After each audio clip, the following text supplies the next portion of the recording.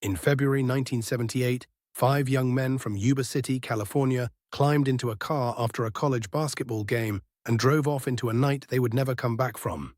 Their car was found days later, abandoned deep in the snowbound Plumas National Forest, engine cold, gas still in the tank, pointed in the wrong direction entirely. 4 of the 5 men were eventually found dead, scattered miles apart across the frozen wilderness, with almost nothing to explain how they got there or why they had left the car. The 5th man, Mathias, was never found at all, and to this day, no one knows what happened on that mountain road or why 5 ordinary friends ended up there in the first place. Welcome, and thank you for sitting with us tonight in the dark, because this case deserves every pair of careful eyes it can get. We are going to lay every clue on the board together, piece by piece, and by the end of this story, you will have everything we have. So you can weigh the evidence and decide for yourself what really happened to the Yuba County Five. Chapter 1. The Car That Waited.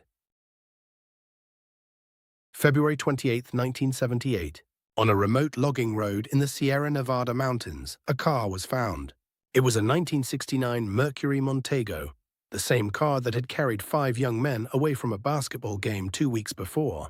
The engine was cold. The gas tank still held fuel. The car was pointed away from Marysville, away from home. This place, Plumas County, near the Oroville Dam foothills, had no connection to any of the 5 men. No camping gear was found inside, no sign the men had planned to be here. The road itself climbs high into a wilderness that is deeply, unforgivingly cold in February. Consider what you know so far. The car could move, but it didn't. What does that tell you about why it stopped here? 5 men and a working car, and yet not one of them drove it home.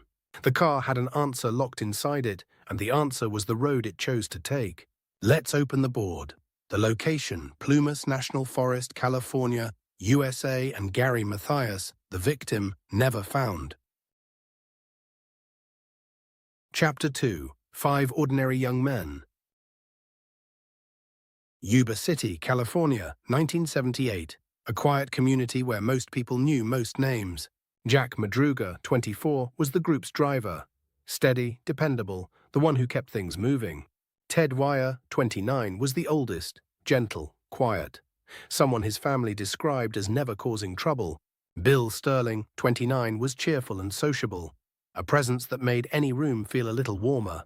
Jackie Hewitt, 24, was close to his mother, the kind of son who called home regularly. The 5 were teammates on the Gateway Gators, a local special needs basketball team. They had played together that very evening, February 24, 1978, losing narrowly to a team from Chico. After the game, the 5 were seen together, 5 ordinary young men heading somewhere into the night. Mathias, 25, was the 5th, and the one whose history set him apart from the others. Mathias had previously struggled with serious mental illness and had a record of erratic, unpredictable behavior. But in the months before that February night, everyone around him agreed. Gary was doing remarkably well. So ask yourself, if stability had finally arrived for Mathias, what on earth could have driven all 5 of them off the edge of everything familiar? On the board so far, Mathias, the victim, never found. Now we pin up Jack Madruga, the victim, car owner. Chapter 3. The Night They Vanished. February 24, 1978, began as an ordinary Friday night in Yuba City, California. Jack Madruga drove his 1969 Mercury Montego south toward Sacramento, carrying his 4 friends. Their destination was UC Davis, a college basketball game, a simple night out. At halftime, a concession worker remembered them clearly, relaxed, laughing, buying food. Nothing in their behavior signaled fear, conflict, or any intention to leave early. Then, sometime after halftime, all 5 men quietly disappeared from the arena. No one at home received a call that night, not one family, not one word. No witness placed any of the 5 men anywhere between Sacramento and the Sierra Nevada that night. Days later, Jack's Mercury was found near Oroville, north of Sacramento, deep in the mountains. Home was south, Yuba City was south, and yet the car had gone north. Ask yourself, what could compel 5 men to drive the exact opposite direction from home without a word to anyone? The first card goes on the board tonight. The route they took was not a mistake. It was a direction, and we don't yet know why. On the board so far, Jack Madruga, the victim, car owner. Now we pin up unknown, the cause undetermined. Chapter 4, A Road with No Reason. The Mercury Montego had not crashed. It had not skidded, stalled, or struck anything. Investigators traced its path into Plumas National Forest along an unmaintained Forest Service road. The road climbs more than 4,000 feet and is closed to the public each winter. In February, it is seasonally treacherous, snow-packed, narrow, and poorly marked. It leads nowhere near Marysville, where the 5 men were trying to go. There is no logical reason, none, for 5 men heading home to turn onto that road. And yet the car traveled miles up it before stopping. The engine was in working order. The fuel was not empty. Think about what that means. They were not forced out by the car itself, which brings us directly to you. What compels 5 people to leave a working vehicle on a freezing mountain road in the dark? Whatever the answer is, it did not come from inside that car. It came from somewhere outside it. On the board so far, unknown, the cause undetermined. Now we pin up 24 Feb 1978, 5 attend Chico State basketball game. Chapter 5, What the Snow Kept Secret. February 1978, the Sierra Nevada wilderness held its silence under feet of snow. Weeks had passed since the 5 men vanished.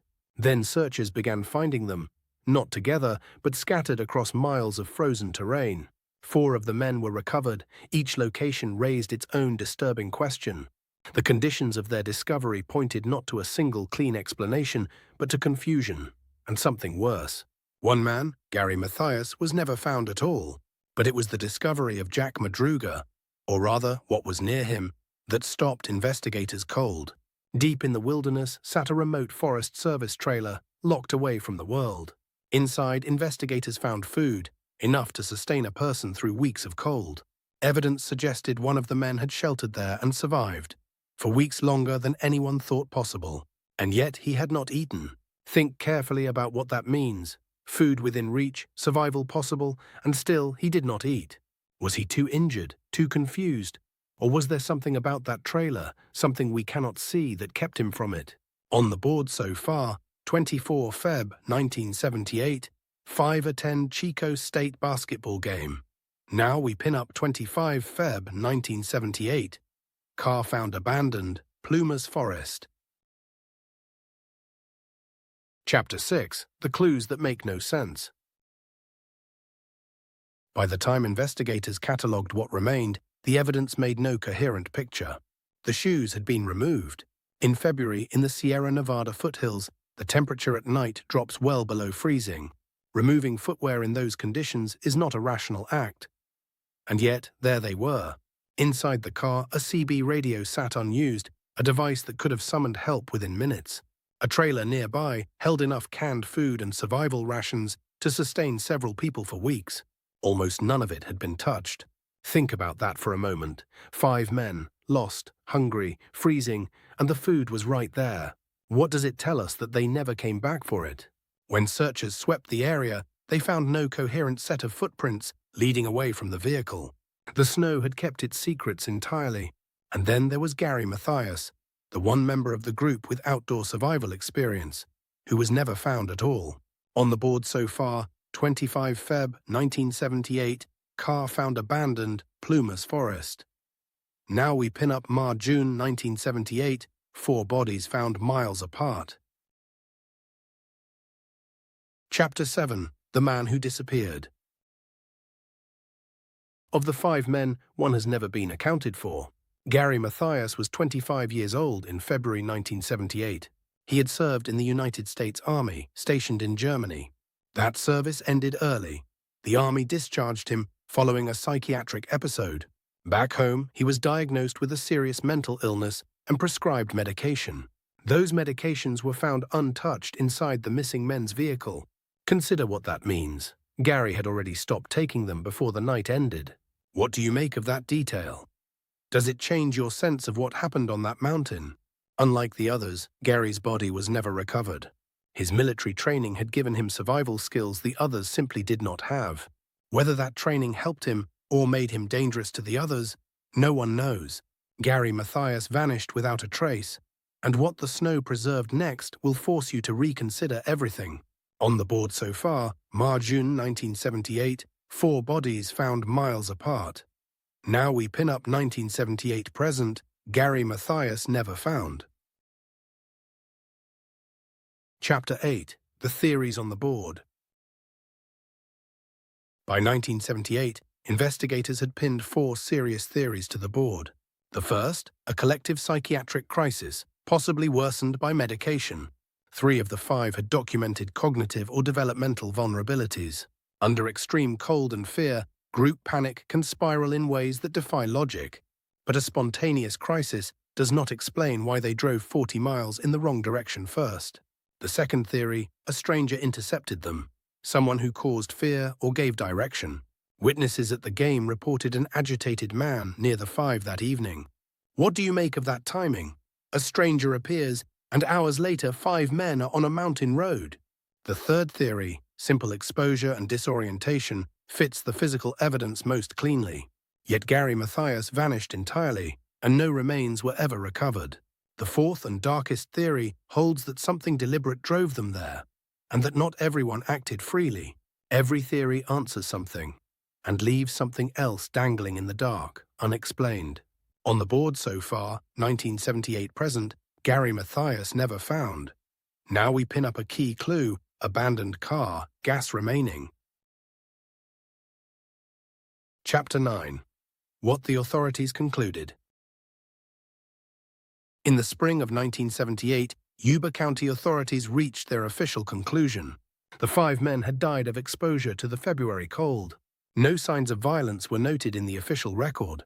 The investigation was quietly shelved, but the families never accepted that answer. Journalists who reviewed the evidence found the timeline deeply inconsistent. Independent investigators pointed to the food, untouched, available, left behind. Consider what that means.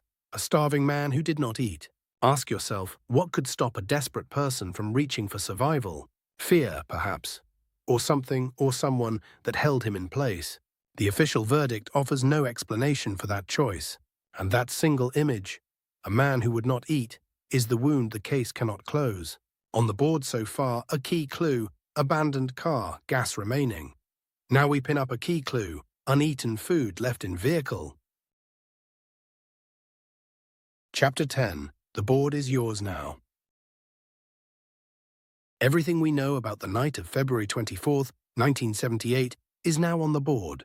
5 young men took a wrong road, one that led nowhere near their intended destination. Their car was found running, headlights on, engine warm, as if they had only just stepped away. Inside, the food they had bought at the game sat completely untouched. 4 of the 5 were eventually found, but Gary Mathias was not. The case file grew thick with theories, and every single one leaves something unexplained. A stranger is said to have been seen near the vehicle, but no stranger was ever identified. The shelter where 4 of the men were found had food nearby, yet none of them had eaten. Now I want you to be the investigator. What do you make of that sequence?